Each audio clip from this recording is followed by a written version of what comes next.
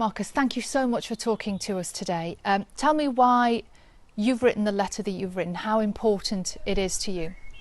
It obviously has a huge importance for me, probably on a personal level, because what families are going through now, I once had to go through that same system, and it's very difficult to find a way out. But now that I'm in this position that I'm in, it's very important for me to help the people that are struggling, and that was the main reason why the letter was written.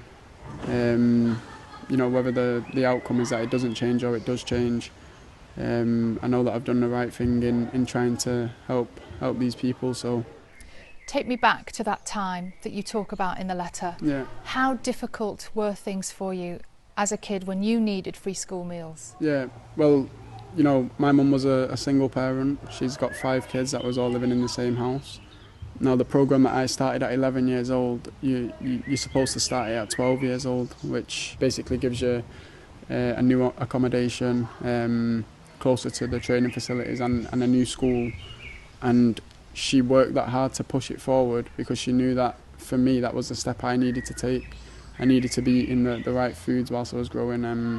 I needed to be close to my teammates, my new school friends and stuff like that. So, she made that decision when I was 11 years old, and United allowed it. So that was the reason why I ended up going at a younger age compared to the others. It was to help my mum with her situation and also get me out of the situation that we was in. So there's always a big element of sacrifice to try and get to the top level, and that's the one that we had to make initially. My mum, she done the best she could. I remember we used to go to a shop called Pound World, and everything was under £1, and we'd sort of schedule out the week, so we'd get 7 yogurts and you can have 1 yogurt a day and so on. So she done the best she could within the circumstances, but there's some families out there like me that have 4 or 5 kids, so it's literally impossible for her to take control of the situation.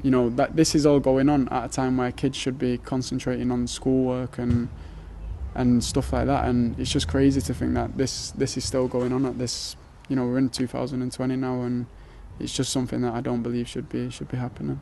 We mentioned this at the beginning of COVID-19, and the problems that we were facing then compared to the problems that we're going to face after, which we're sort of getting to now. The problems after, it's going to be massive consequences of the virus. So when you're thinking about your own childhood, growing up in Wythenshawe, actually things could have been really different for you, couldn't they? Yeah, definitely.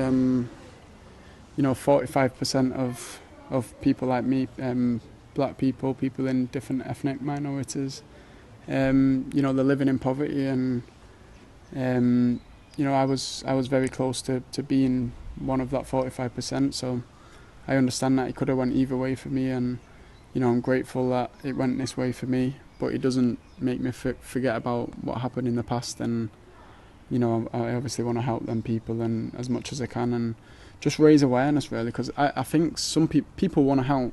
I definitely think that people want to help, but they don't have the understanding or the knowledge behind it, and they don't know how many people it's actually affecting. Something I wonder when I read the letter, when you were growing up, do you remember being hungry? Yeah, of course. But I also understood. Maybe it was just part of me growing up. I just knew how hard that my mum was working. Anyway, so I'd never moan. I'd never do anything. If there's food on the table, there's food on the table. If there's not, I had friends that understood my same situation, and maybe it was possible for me to go to their house, get some food or whatever. I know that you've written this letter from the heart. Tell me what you hope you might be able to achieve.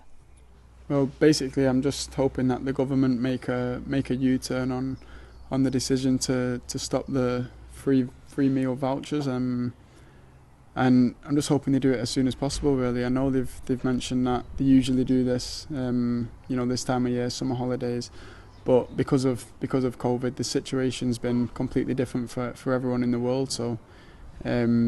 Circumstances change, so I think for at least summer holidays they have to be willing to make that decision to go back on themselves. When you look at what's been happening in the country over the last several weeks, particularly the scenes of protests over the weekend, as a young black man with a platform that you have, already using it for good, what can you do? Can you do anything? What message can you send? Yeah, I think it's you have to do something, especially if like you say, I'm a young black person that wasn't struggling in the system, but managed to find a way out and help my family. But now that I've done that, it's about helping the families that need you most. So I think it's important to have a voice. It's one thing thinking about it and writing them down in your house, but if you don't get that message out to the people and to the people higher up that can possibly change the way things are going, then there's no point having them thoughts whilst you're sat in your house. So it's important that you think about it and